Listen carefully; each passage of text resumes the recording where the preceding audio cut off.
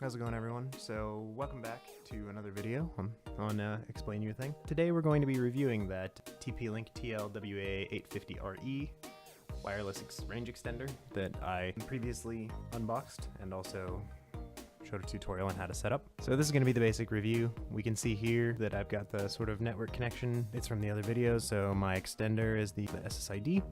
And we've negotiated the traffic at 300 megabits per second. Looking over, it looks like it has good connection to the main host wireless network in the house. So we're gonna go ahead and try to test this. I'm using speedtest.net, so we'll see how that goes.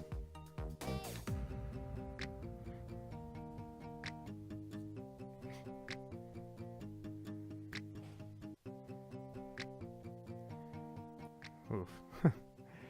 Well, there we can see it's okay. It's not great. I mean, I would probably look for a different device, to be honest. This is pretty bad, to be honest with you. And quite frankly, I'm a little bit disappointed.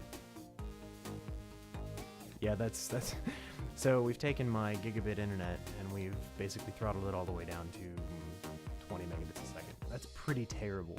You know, they advertise 300 megabits per second, and that's not something that I expect them to ever attain or ever get. But I do expect something, you know, maybe along the 140 line. If I just go and connect directly to my test AP for this test network that I use for testing all these devices, and we run the test again, you know, we can see that, I mean, that's some pretty hefty overhead if you think about it. I mean, this is the network that this AP is connecting to, and, you know, we're nearly hitting 100 megabits a second with the same, you know, under the same conditions. So it's not really excusable for it to be that terrible.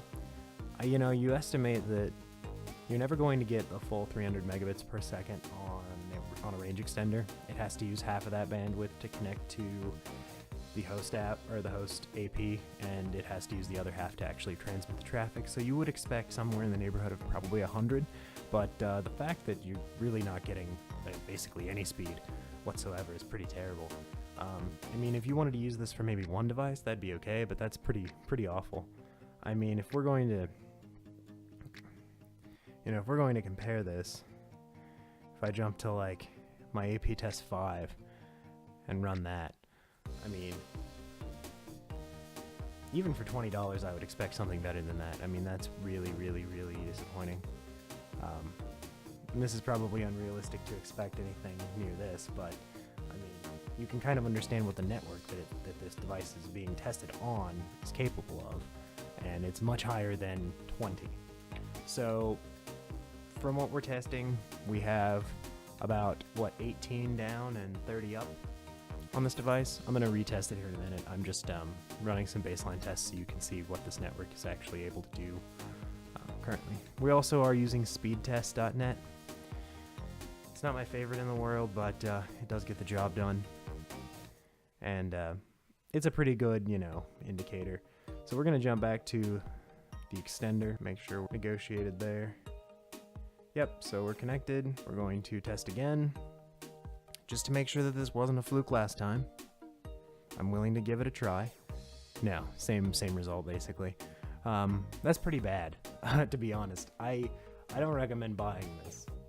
You might as well just spend a little extra money and get something better.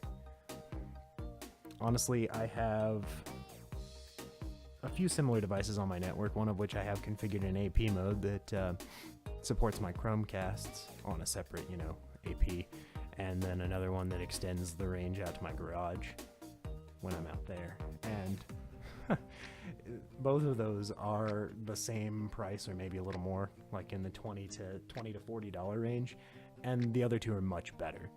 So I would really stay away from this one. It doesn't really look like it's very good, and I can't really recommend something like this if it's this terrible. So it's gonna be maybe like 2 stars for me, and I say 2 instead of 1 because it is easy to set up and it is relatively cheap. And I mean, it does work.